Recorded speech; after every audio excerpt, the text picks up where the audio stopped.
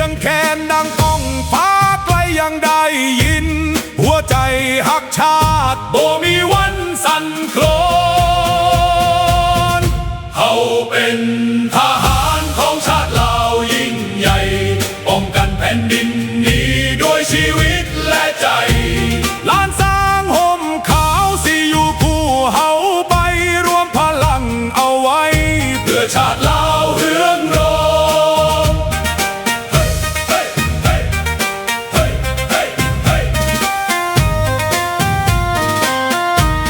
ยามศึกมาไกลเขาบ่เคยถอย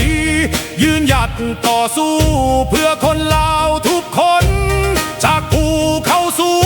งถึงลำน้ำโขงทุกตารางแผ่นดินเฮาสิหักษาไว้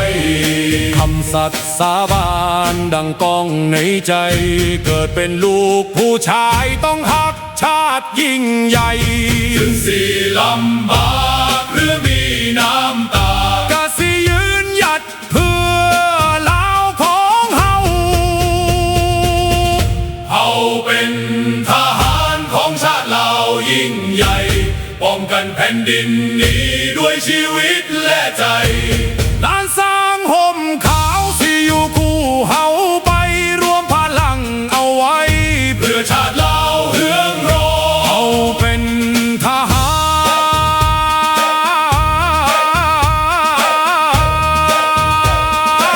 รของชาติลาวยิ่งใหญ่ป้องกันแผ่นดินนี้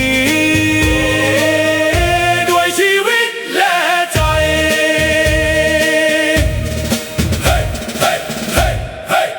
เขาเป็นทหารก้าวเดินพร้อมกัน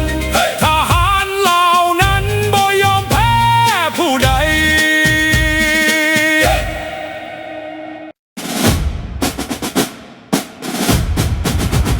ศาสตร์เราตั้งแต่เดินมา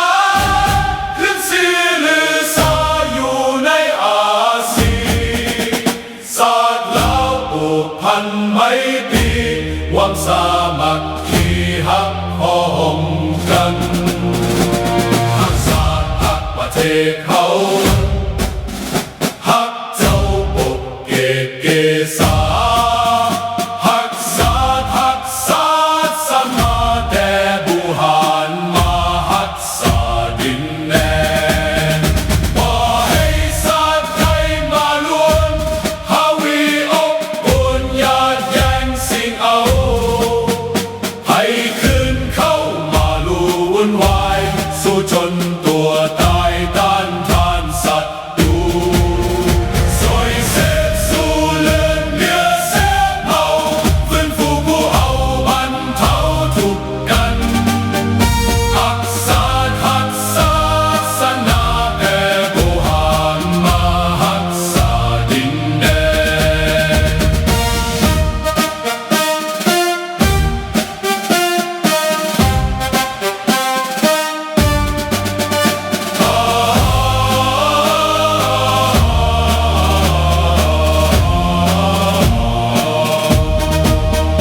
บ่ให้ศาสตร์ใดมาล้วนฮาวีลบกวนญาติแย่งสิ่งเอาให้คืนเข้ามาลู่วุ่นวายสู้จนตัวตายต้านทานศัตรูสวยเสพสู้เลือดเนื้อเสียเมาฟื้นฟูผู้เอาบรรเทาทุกข์กันสวยเสพสู้เลือดเนื้อเสียเมา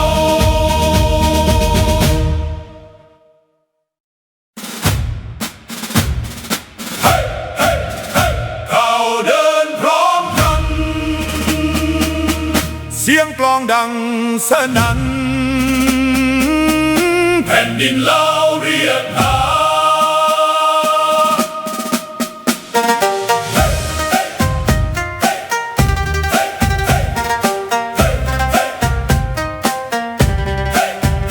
โอ้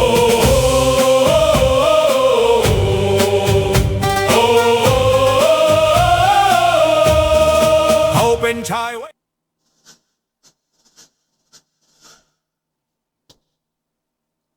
ส บายดีพี่น้อง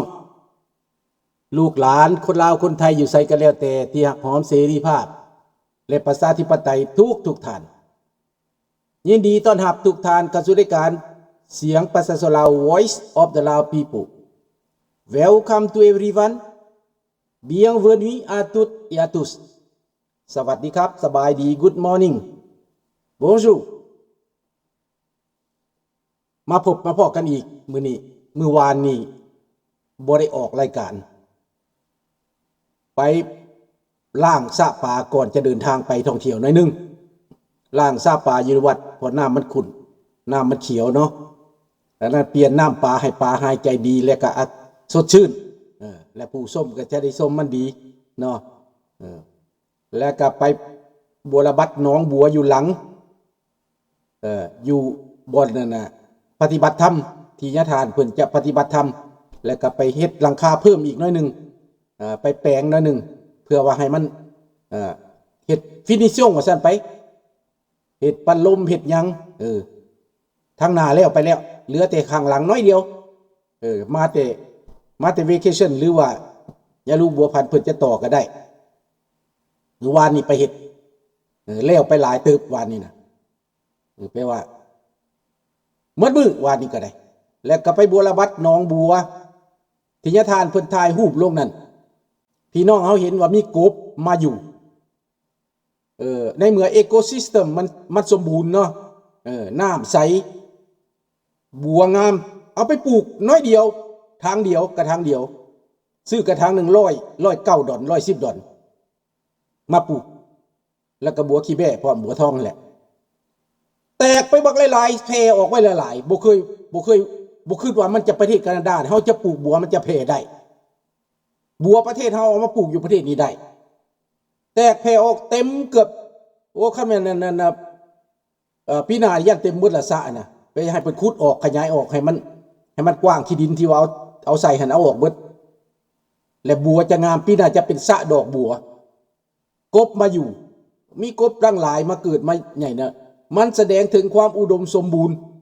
มันแสดงถึงว่าเอโกซิสเต็มมันน่ะนะมันปลอดภัยคันสัตว์มาอยู่แล้วมันปลอดภัยญาทานเพิ่นก็มีความสุขไปนำสัตว์สาวาสิ่งนำกบนำอันนั้นไปเมื่อวานนี้เนี่ยครูบาเพิ่นไปชมนี่เนาะเพิ่นไปชมข้าพเจ้าปลูกบัวน้อยๆเดียวนึงเอาลงไปนะมันแตกขยายไปบักหลายๆดังนั้นวัดว่าศาสนาเฮานี่ต่อไปมันก็สิอุดมสมบูรณ์ขึ้นหลายขึ้นและแต่ก่อนอยากเฮ็ดบุญพระเวทนี่หาบัวนี่ไปซื้อเอาใบบัวนี่ยากจะมาเฮ็ดหายากหาใบบัวอยู่บ้านนี่เพราะมันเป็นประเทศหนาวแต่บัดนี้เฮาจะบ่ได้หาอีกแล้วหนองบัวก็อยู่หั่นบุญพระเวทก็อยู่หั่นหมายว่าการแต่งเครื่องพระเวทนี่เฮามีบัวครบแล้วมีปลามีบัวมีกบมีครบสุดว่าซั่นไปการแต่งบุญพระเวทนี่ก็แม่นหยังก็ครบแปลว่าอุดมสมบูรณ์ขึ้นหลายแหละคันสิว่าแล้วน่ะ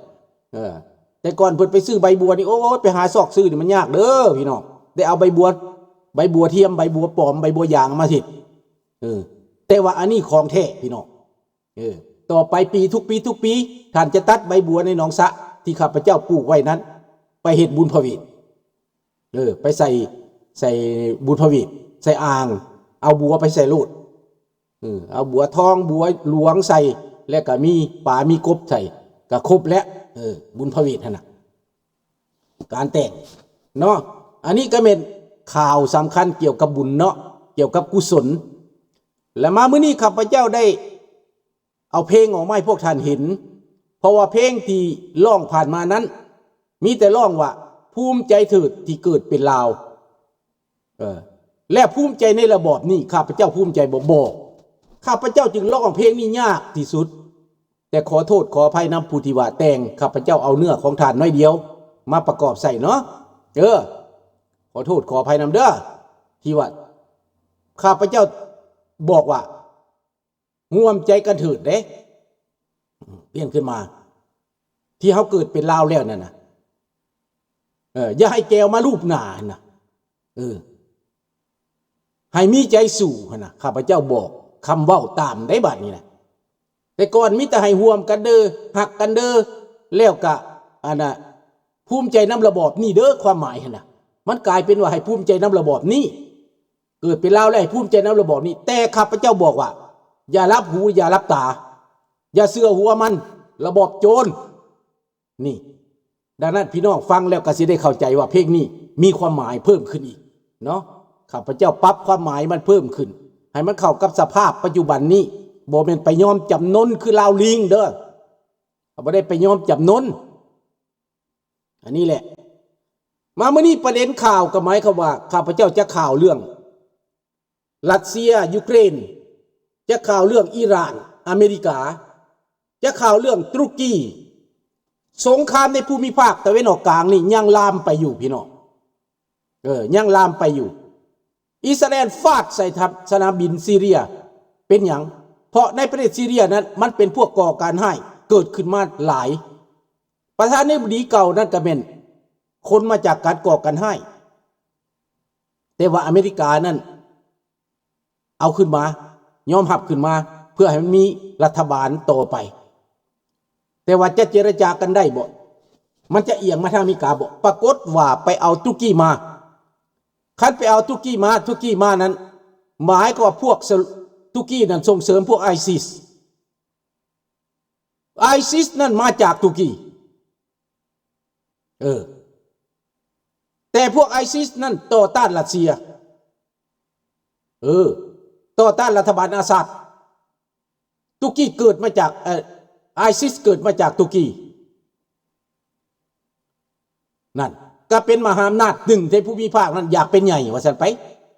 แต่ว่าอยากเป็นใหญ่มาเจออิสราเอลนี่นะมาเจออิสราเอลถามว่าตุรกีพร้อมบ่จะเฮ็ดสงครามใหญ่ข้าพเจ้าว่าตุรกีบ่พร้อมเพราะว่าตุรกีก็สิแตกเป็นเสียงแบบมอสโกข้าพเจ้าสิประดิษฐ์ให้พวกท่านเห็นโลดว่าในตุรกีนั้นมีประชากร25 ล้านถ้าว่าเมื่อใดอิสราเอลสนับสนุนให้25 ล้านคนนั้นสู้กับตุรกีนั้นประเทศตุรกีจะแตกเป็นเสียงนี่อิสราเอลต้องหาเพื่อนหาพวกเพราะว่าตุรกีเคยลุกลานอิสราเอลสงคราม9 วันน่ะ6 วันน่ะมีตุรกีอยู่ในนั้นที่สู้กับอิสราเอลดังนั้นอิสราเอลก็บ่ไว้ใจตุรกีอยู่แล้วบ่ไว้ใจอิหร่านบ่ไว้ใจตุรกีส่วนจอร์แดนนั้นรวมมือกันกับอิสราเอลอียิปต์รวมมือกับอิสราเอลซาอุดิอาระเบียก็ยอมรวมมือกับอิสราเอลประเทศต่างๆในแถวนั้นรวมมือกับอิสราเอลได้แต่ยังตุรกีนี้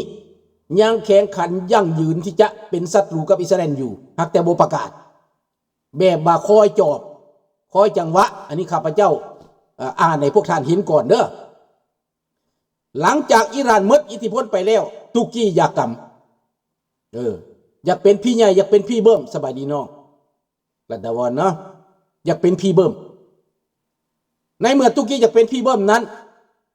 มันก็คัดคอกันกับอิสราเอลข้าพเจ้าว่าอนาคตต่อไปถ้าเอโดกันยังบ่ตายนี่นะอาจจะเกิดศึกกับอิสราเอลอีกอาจจะเกิดศึกเด้อพี่น้องเป็นไปได้ที่จะเกิดศึกลามไปคันลามไปแล้วนี้หมายว่าอเมริกานี่ก็ต้องเลือกอิสราเอลบ่เลือกตุรกีได้ถึงแม้อเมริกาก็บ่ไว้ใจตุรกีอยู่แล้วแต่ก่อนนั้นตุรกีปฏิบัติตัวดีเขาก็ให้ F-35สิให้ F-35 ไปขายให้ตุรกีแต่ตุรกีไปเสือกกะโหลกซื้ออาวุธจากรัสเซียแล้วก็เป็นมีหลายกรณีที่เป็นปรปักษ์กับอเมริกาในผลประโยชน์อเมริกาจึงบ่เสือตุรกีถึงแม้จะอยู่ในกลุ่มนาโต้ก็ตามแต่ว่าอเมริกาบ่เสือตุรกีบ่เสือผู้นำตุรกีในคนนี้นี่อิสลามแม่นพวกนี้แม่นตุรกีเป็นพวกอิสลามน่ะซุนนีอิหร่านเป็นพวกอิสลามชีอะห์อิสลามแตกต่างกันไอซิสแม่นอิสลามซุนนีชีอะห์แม่นอิสลามชีอะห์แบบพวกคือพวกอิหร่านนี่พวกเฮซบอลลาห์พวกเฮซบอลเลาะห์พวกปาเลสไตน์พวกกันฮามาสและก็พวกฮูตีแล้วก็พวก พวกกัน